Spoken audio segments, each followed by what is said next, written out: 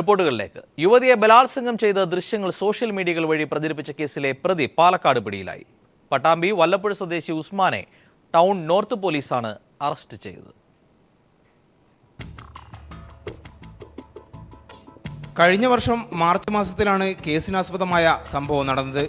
പീഡനത്തിനിരയായ യുവതിയും ഭർത്താവും തമ്മിൽ 3 വർഷത്തോളം ഭർത്താവിൻ്റെ കൂട്ടുകാരനായ ഉസ്മാൻ ഇത് മുതലെടുത്ത് യുവതിയെ നിരന്തരം ഫോണിൽ വിളിക്കുകയും കൂടുതൽ അടുക്കുകയും ചെയ്തു. ഭർത്താവുമായുള്ള പ്രശ്നം പരിഹരിക്കാം എന്ന വാഗ്ദാനം നൽകിയാണ് കഴിഞ്ഞ വർഷം മാർച്ചിൽ യുവതിയെ പാലക്കാട് ഒലവക്കോട്ടേക്ക് വിളിച്ചു വരുത്തിയത്. ഇവരുടെ ഭർത്താവ് തനിക്കൊപ്പം ലോഡ്ജിലുണ്ടെന്ന് കള്ളം പറഞ്ഞായിരുന്നു ഉസ്മാന്റെ നീക്കം.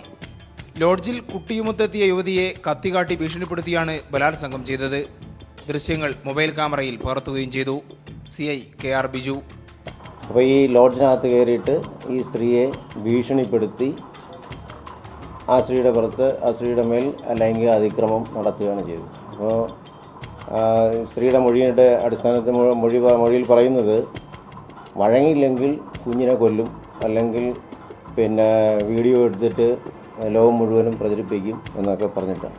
അപ്പോൾ അങ്ങനെ എടുത്ത ഈ കേസിൽ പ്രതി എന്ന് പറയുന്നത് ഒരു ഗൾഫിലെ ജോലി ചെയ്യുന്ന ഒരാളാണ്.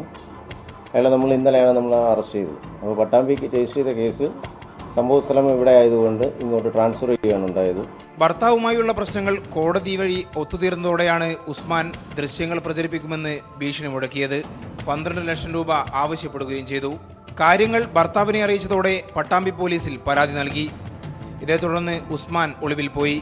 ഇയാളുടെ ഫേസ്ബുക്ക് അക്കൗണ്ടുകൾ പരിശോധിച്ചത് വഴിയാണ് പിടികൂടാനായത്. തെളിവെടുപ്പിന് ശേഷം ഇയാളെ കോടതിയിൽ ഹാജരാക്കും. News bureau, Palakkad. കസ്റ്റഡിയിലിരിക്കെ പോലീസ് തന്നെ മാനസികവും ശാരീരികവുമായി പീഡിപ്പിച്ചതായി ബ്ലൂ ബ്ലാക്ക്മെയിലിംഗ് കേസ് പ്രതി Bindiyas Thomas police complaint authority സെല്ലിന് മുമ്പാകെ മൊഴി നൽകി. ഈ പീഡനങ്ങൾക്ക് പുറമെ ലൈംഗിക അതിക്രമങ്ങളും പോലീസിന്റെ ഭാഗത്തു നിന്നുണ്ടായി. പാലാരിവട്ടം സ്റ്റേഷനിൽ വെച്ചാണ് താൻ പീഡനത്തിനിരയായതെന്നും ബിന്ദിയാസ് പറയുന്നു. പോലീസിന് ജസ്റ്റിസ് നാരായണക്കുറുപ്പിന്റെ രൂക്ഷ വിമർശനം. സിറ്റി പോലീസ് കമ്മീഷണറായിരുന്ന PP ജെയിംസ്, R നിശാന്തിനി ഉൾപ്പെടെയുള്ളവർക്കെതിരെയാണ് ബിന്ദിയാസിന്റെ പരാതി. ബ്ലൂ ബ്ലാക്ക്മെയിലിംഗ് കേസുമായി ബന്ധപ്പെട്ട 2014 ജൂലൈ 10 പാലാരിവട്ടം സ്റ്റേഷനിൽ വെച്ചാണ് താൻ അതിക്രൂരമായ പീഡനങ്ങൾക്ക് ഇരയായതെന്നാണ് ബിന്ദിയാസ് തോമസ് പോലീസ് കംപ്ലയിന്റ് അതോറിറ്റി സെല്ലിന് മുമ്പാകെ വിശദീകരിച്ചത്. പുറത്തു പറയാനാകാത്ത തരത്തിലുള്ള ലൈംഗിക പീഡനമാണ് പാലാരിവട്ടം CI ആയിരുന്ന NC സന്തോഷിൽ നിന്നും ഉണ്ടായത്. തന്റെ ഫോണിൽ നിന്നും രേഖകൾ കൈക്കലാക്കി പല ഉന്നതരിൽ നിന്നും പോലീസ് പണം തട്ടി. തന്റെ അമ്മയിൽ നിന്നും പോലീസ് കൈക്കൂലി വാങ്ങി. മാനസിക സംഘർഷങ്ങളെ തുടർന്നാണ് തന്റെ അമ്മ ആത്മഹത്യ ചെയ്തത്. എന്നെ വെല്ലുവിളിക്കുന്ന രീതിയിലാണ് നിശാന്തിന് APS പറഞ്ഞത്. ഇനി ഞങ്ങൾക്കെതിരെ ചാനലിൽ പോയിരുന്ന് പ്രസംഗിച്ചാൽ 2, 3, 4, 5, 6 കേസുകൾ ഇനിയും ഉണ്ടാവും, സൂക്ഷിച്ചോളാൻ എനിക്ക് താക്കീത് തന്നത്. എന്നെ സെക്ഷൽ ഹറാസ്മെൻറ്റ് നടത്തിയിട്ടുണ്ട്, ഫിസിക്കൽ ഹറാസ്മെൻറ്റ് നടത്തിയിട്ടുണ്ട്, മെൻ്റൽ ഹറാസ്മെൻറ്റ് നടത്തിയിട്ടുണ്ട്. റൈറ്ററുടെ റൂമിൽ എൻ്റെ അമ്മ ഇരുത്തിയിട്ടാണ് തൊട്ടടുത്ത റൂമിൽ വെച്ച് എന്നെ ഉപദ്രവിക്കുന്നത്. സിറ്റി പോലീസ് കമ്മീഷണറായിരുന്ന PP James, R Nishanthini, police ഉദ്യോഗസ്ഥരായ NC സന്തോഷ്, അനന്തലാൽ, വനിതാ പോലീസ് ഉദ്യോഗസ്ഥരായ റെജിമോൾ, ഷൈനിമോൾ തുടങ്ങിയവർക്കെതിരെയാണ് ബിന്ദിയാസ് പരാതി നൽകിയിരിക്കുന്നത്. Police complaint authority cell chairman justice Narayana Kurup അതിരൂക്ഷമായ ഭാഷയിൽ പോലീസിനെ വിമർശിച്ചു. എന്നാൽ ബിന്ദിയാസ് പറയുന്ന കാര്യങ്ങൾ പോലീസ് ഉദ്യോഗസ്ഥർ നിഷേധിച്ചു. അതോറിറ്റിക്ക് മുമ്പിൽ ഹാജരാകാതിരുന്ന പോലീസ് ഉദ്യോഗസ്ഥരോട് ഏപ്രിൽ 15 ഹാജരാകാൻ ജസ്റ്റിസ് നാരായണക്കുറുപ്പ് നിർദ്ദേശം നൽകി. ബിന്ദിയാസ് പറയുന്ന കാര്യങ്ങളെ സാധൂകരിക്കുന്ന തെളിവുകളുണ്ടെങ്കിൽ അതും ഹാജരാക്കാൻ ജസ്റ്റിസ് നിർദ്ദേശിച്ചു. News bureau, Kochi. കോഴിക്കോട് ജലീൽ വധക്കേസിൽ പ്രതി ദേവദാസിന് ജീവപര്യന്തം തടവ് ശിക്ഷ വിധിച്ചു. മാറാട് സ്പെഷ്യൽ അഡീഷണൽ സെഷൻസ് കോടതിയാണ് ശിക്ഷ വിധിച്ചത്. 2008 ജലീലിനെ ബ്ലേഡ് കൊണ്ട് കഴുത്തറുത്ത് ദേവദാസ് കൊലപ്പെടുത്തിയത്. യുവാവിനെ ഭാര്യയുടെ മുൻപിൽ വെച്ച് ബ്ലേഡ് കൊണ്ട് കഴുത്തറുത്ത് കൊന്ന കേസിലാണ് പ്രതി ദേവദാസിന് കോടതി ജീവപര്യന്തം ശിക്ഷ വിധിച്ചത്.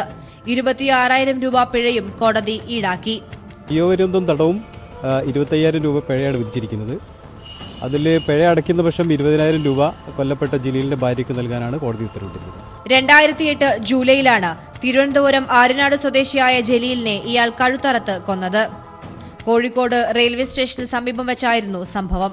ജലീലിന്റെ സുഹൃത്തായ ദേവദാസ് ജലീലിന്റെ ഭാര്യ റംലയെ ലൈംഗിക ആവശ്യത്തിന് നിർബന്ധിക്കുകയും തുടർന്നുണ്ടായ കലഹം കൊലപാതകത്തിൽ കലാശിക്കുകയുമായിരുന്നു.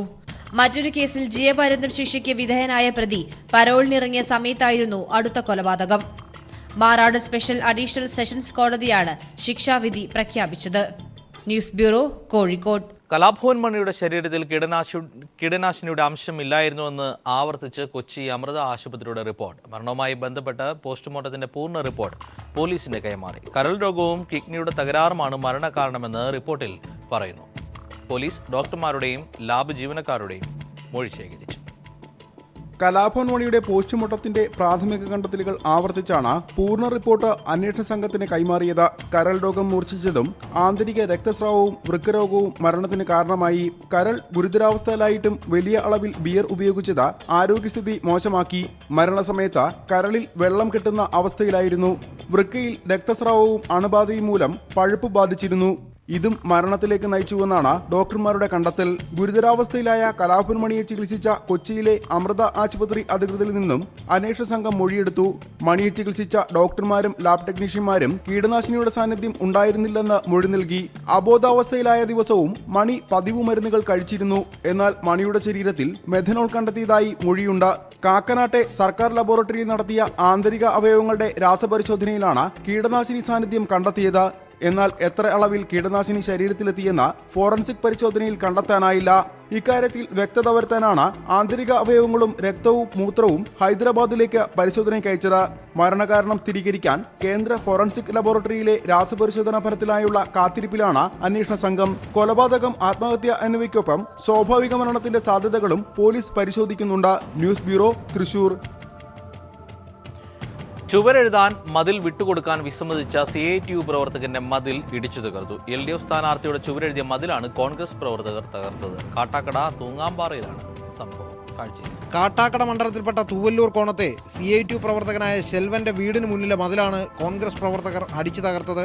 UDF സ്ഥാനാർത്ഥിക്ക് വേണ്ടി മതിൽ ആവശ്യപ്പെട്ടുകൊണ്ട് കഴിഞ്ഞ ദിവസം ചിലർ ശെൽവനെ സമീപിച്ചിരുന്നു. ഇടതുപക്ഷ പ്രവർത്തകനായ തനിക്ക് മറ്റൊരു രാഷ്ട്രീയ പ്രസ്ഥാനത്തിന്റെ പ്രചരണത്തിനായി മതിൽ വിട്ടുതരാനാവില്ലെന്ന് ശെൽവൻ അവരെ അറിയിച്ചു. മതിൽ വിട്ടു നൽകാത്തതിൽ പ്രതിഷേധിച്ച് മാരകായുധങ്ങളുമായി എത്തിയ അക്രമി സംഘം അർദ്ധരാത്രിയിൽ മതിൽ ഇടിച്ചു തകർക്കുകയായിരുന്നു. കാട്ടാക്കടയിലെ LDF സ്ഥാനാർത്ഥിക്ക് വേണ്ടി ചുവരെഴുതിയ മതിലാണ് കമ്പിപ്പാരയും കൂടവും കൊണ്ട് അടിച്ചു തകർത്തത്. ഇടതുപക്ഷ ജനാധിപത്യ മുന്നണി സ്ഥാനാർത്ഥി സഖാവ് IB സതീശിനെ വിജയിപ്പിക്കണമെന്ന് ആവശ്യപ്പെട്ടുകൊണ്ട് കഴിഞ്ഞ ദിവസം പകലാണ് LDF പ്രവർത്തകർ ഈ ചുമരെഴുതിയത്. ഈ ചുമരിൻ്റെ ഉടമസ്ഥനായ KSEB വർക്കേഴ്സ് അസോസിയേഷൻ്റെ പ്രവർത്തകൻ കൂടിയായിട്ടുള്ള ആളുടെ പൂർണ്ണമായ അനുമതി മുൻകൂർ വാങ്ങിയ ശേഷമാണ് ഈ ചുമര് ഇന്നലെ എഴുതിയത്. പക്ഷേ ഇന്നലെ രാത്രി ഒരു സംഘം ക്രിമിനലുകൾ കമ്പിപ്പാരയും കൂടവും മറ്റ് മാരകായുധങ്ങളുമായി എത്തി തങ്ങൾക്ക് എഴുതാൻ ചുമര് കൊടുത്തില്ലെങ്കിൽ ആ ചുമര് തന്നെ ഇല്ലാതാക്കുമെന്ന് പറഞ്ഞ് ആ ചുമര് ഇടിച്ച് തകർത്തിരിക്കുകയാണ്. സ്പീക്കറായ ശ്രീമാൻ N ശക്തൻ്റെ ചെല്ലും ചെലവും കൊടുത്ത് വളർത്തുന്ന ഒരു കൂട്ടം ഗുണ്ട സെറ്റാണ്, ക്രിമിനൽ സംഘമാണ് ഇത്തരം ഒരു അക്രമം ഇവിടെ ചെയ്തിരിക്കുന്നത്. തോൽവി, പരാജയ ഭീതി മുൻകൂട്ടി കാണുന്ന സ്പീക്കർ N ശക്തന് സമനില തെറ്റിയിരിക്കുന്നു. പരാജയം അദ്ദേഹം മുൻകൂട്ടി കാണുന്നു എന്നുള്ളതാണ് ഇത് തെളിയിക്കുന്നത്. മതിൽ തകർത്ത സംഭവത്തിന് പിന്നിൽ ഒരു യൂത്ത് കോൺഗ്രസ് നേതാവാണെന്ന് സൂചനയുണ്ട്. LDF സ്ഥാനാർത്ഥിക്ക് വേണ്ടി എഴുതിയ മതിൽ തകർത്ത സംഭവത്തിൽ CPIM ശക്തമായ പ്രതിഷേധം രേഖപ്പെടുത്തി. News bureau, Thiruvananthapuram.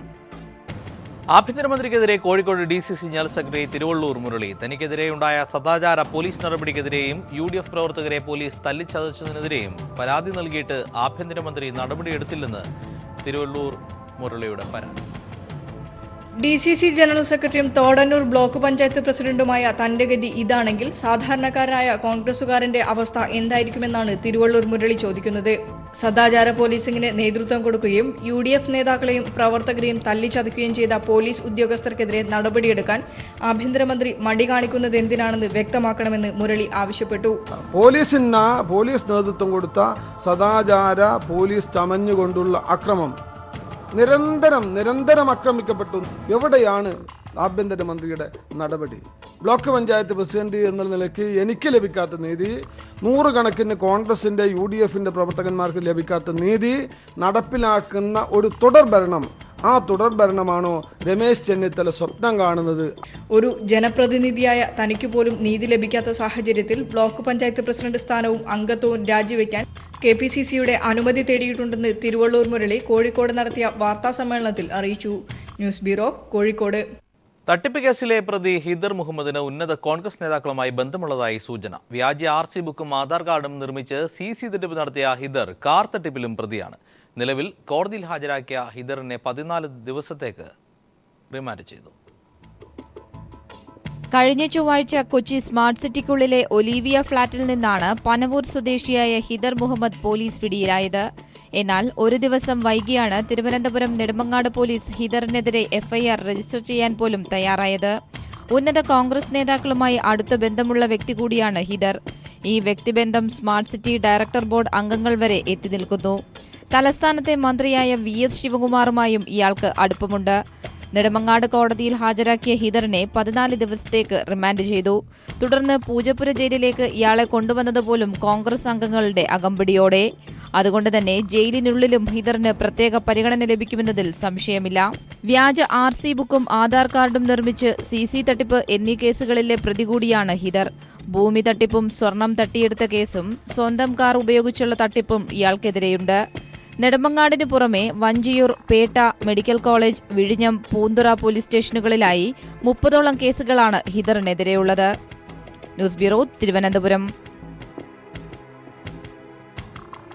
സന്തോഷ് മാധവന്റെ ഉടമസ്ഥതയിലുള്ള സ്ഥാപനത്തിന് 118 ഏക്കർ മിച്ചഭൂമി പതിച്ചു നൽകിയ ഉത്തരവ് സർക്കാർ റദ്ദാക്കി. നടപടിക്കെതിരെ ഉയർന്ന ശക്തമായ പ്രതിഷേധത്തെ തുടർന്നാണ് തീരുമാനം. സർക്കാർ ഏറ്റെടുത്ത തണ്ണീർത്തട ഭൂമി വിവാദസ്വാമി സന്തോഷ് മാധവന്റെ കമ്പനിക്ക് പതിച്ചു നൽകാൻ മന്ത്രിസഭായോഗം നേരത്തെ തീരുമാനിച്ചിരുന്നു. സർക്കാരിൽ സമർപ്പിച്ച അപേക്ഷയിൽ കമ്പനി ഭൂമി സംബന്ധിച്ച യഥാർത്ഥ വിവരങ്ങൾ മറച്ചുവെച്ചതായും ഇതേ ഭൂമിയുടെ പുറത്ത് ഹൈക്കോടതിയിൽ ഒരു കേസ് നിലനിൽക്കുന്നതിനാലും ഉത്തരവ് പിൻവലിക്കുന്നതായി അടൂർ പ്രകാശ് പത്രക്കുറിപ്പിൽ വ്യക്തമാക്കി. ഹൈടെക് IT പാർക്കുകൾ സ്ഥാപിക്കുന്നതിന് എറണാകുളം പുത്തംവേലിക്കരയിൽ 95.44 ഏക്കറും തൃശൂരിലെ മടത്തുംപടിയിൽ 32.41 ഏക്കറും കൈവശമുണ്ടെന്ന് കമ്പനി തെറ്റിദ്ധരിപ്പിച്ചതായും വാർത്താക്കുറിപ്പിൽ പറയുന്നു. കേരള ഭൂപരിഷ്കരണ നിയമത്തിലെ ബന്ധപ്പെട്ട വകുപ്പുകളിൽ ഇളവ് വരുത്തിക്കൊണ്ട് ഭൂമി സന്തോഷ് മാധവന് പതിച്ചു നൽകാനുള്ള ഉത്തരവിനെതിരെ ഭരണ പ്രതിപക്ഷ വ്യത്യാസമില്ലാതെ എതിർ ശബ്ദങ്ങൾ ഉയർന്നതോടെയാണ് ഉത്തരവ് പിൻവലിക്കാൻ റവന്യൂ വകുപ്പ് നിർബന്ധിതമായത്. News bureau, Thiruvananthapuram. വിവാദസ്വാമി സന്തോഷ് മാധവനും കൂട്ടരും ചേർന്ന് വടക്കൻ പറവൂരിലും മാളയിലുമായി വാങ്ങിക്കൂട്ടിയത് അത്രയും തണ്ണീർത്തട നെൽവയൽ നിയമത്തിന്റെ പരിധിയിൽ വരുന്ന സ്ഥലങ്ങൾ. സർക്കാരിന്റെ പുതിയ ഉത്തരവ് മൂലം പ്രതിസന്ധിയിലാകുന്നത് ചുറ്റുപാടുമുള്ള ഏക്കർ കണക്കിന് കൃഷിയിടങ്ങളാണ്. പുത്തൻവേലിക്കരയിലും പരിസരത്തുമായി ഏതാണ്ട് 500 ഏക്കറോളം പാടശേഖരമാണുള്ളത്. ഇതിൽ താഴഞ്ചിറപ്പാടം എന്ന സ്ഥലത്താണ് വിവാദസ്വാമി കൃഷിയിടങ്ങൾ ചുരുങ്ങിയ വിലയിൽ വാങ്ങിക്കൂട്ടിയത്. പലരിൽ നിന്നുമായി 130 ഏക്കറോളം ഭൂമി സ്വന്തമാക്കി. പിന്നെയും കൃഷി ചെയ്യുന്ന 100-ലധികം ഏക്കർ ഭൂമി ഇവിടെ ബാക്കിയുണ്ട്. 2009 മിച്ചഭൂമിയായി കണ്ട സർക്കാർ ഏറ്റെടുത്തതോടെ ഇവിടം കർഷകർക്ക് വിട്ടു നൽകണം എന്ന ആവശ്യമുയരുന്നുണ്ട്. പല കൃഷിയിടങ്ങളിലും കർഷക കൂട്ടായ്മകൾ രൂപപ്പെട്ട് നെൽകൃഷി ഉൾപ്പെടെയുള്ളവ വീണ്ടും സജീവമായി വരുന്നതിനിടെയാണ് സർക്കാർ പുതിയ ഉത്തരവിലൂടെ ഞെട്ടിച്ചിരിക്കുന്നത്.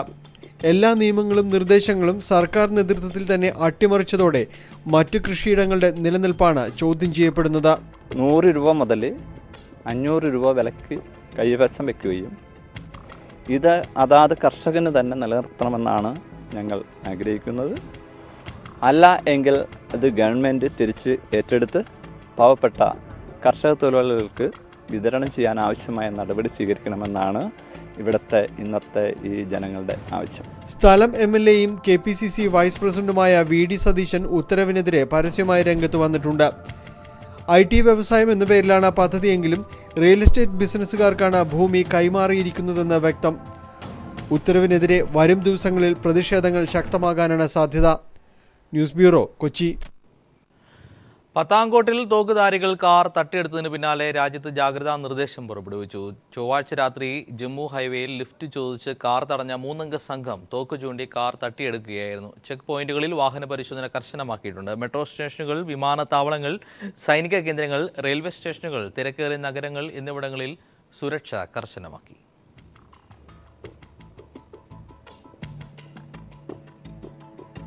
മുംബൈ ഭീകരാക്രമണ കേസിലെ മാപ്സാക്ഷി ഡേവിഡ് കോൾമാൻ ഹെഡ്ലിയുടെ എതിർവിസ്താരം ആരംഭിച്ചു. വീഡിയോ കോൺഫറൻസ് വഴിയാണ് വിസ്താരം. കേസിലെ മുഖ്യപ്രതി അബു ജിൻഡാലിന്റെ അഭിഭാഷകൻ അബ്ദുൾ വഹാബ് ഖാനാണ് ഹെഡ്ലിയെ വിസ്തരിക്കുന്നത്. മുംബൈ ഭീകരാക്രമണ കേസിലെ മുഖ്യപ്രതി തഹാവൂർ റാണയ്ക്ക് ഭീകര സംഘടനയായ ലക്ഷറി തൊയ്ബയുമായി ബന്ധമില്ലായിരുന്നുവെന്ന് ഡേവിഡ് കോൾമാൻ ഹെഡ്ലി പറഞ്ഞു. എന്നാൽ ലക്ഷറുമായി താൻ ബന്ധപ്പെട്ടിരുന്ന വിവരം റാണയ്ക്ക് അറിയാമായിരുന്നുവെന്നും ഹെഡ്ലി വെളിപ്പെടുത്തി. എന്നാൽ ഭാര്യയുമായി ബന്ധപ്പെട്ട ചോദ്യങ്ങൾക്ക് ഹെഡ്ലി മറുപടി നൽകാൻ തയ്യാറായില്ല.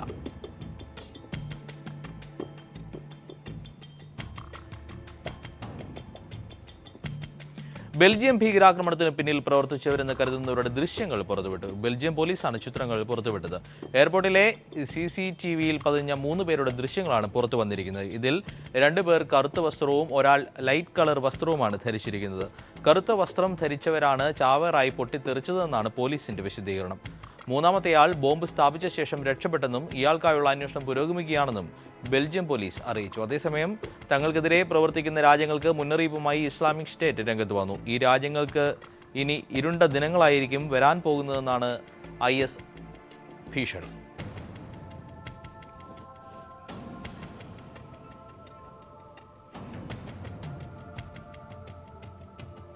കൊല്ലം ഇരവിപുരത്ത് തോട് നവീകരണത്തിന്റെ പേരിൽ കുടിയൊഴിപ്പിക്കപ്പെട്ട ഒരു കുടുംബം പെരുവഴിയിലായി. 2 കുട്ടികളും വൃക്കരോഗിയുമായ വീട്ടമ്മയും ഉൾപ്പെടെ 5 പേർ ടാർപോളിന് കീഴിലാണ് കഴിയുന്നത്. കാഴ്ചയുമായി ഇന്നത്തെ ക്രൈംബ്രാഞ്ച് പൂർണ്ണമാകുകയാണ്. നമസ്കാരം.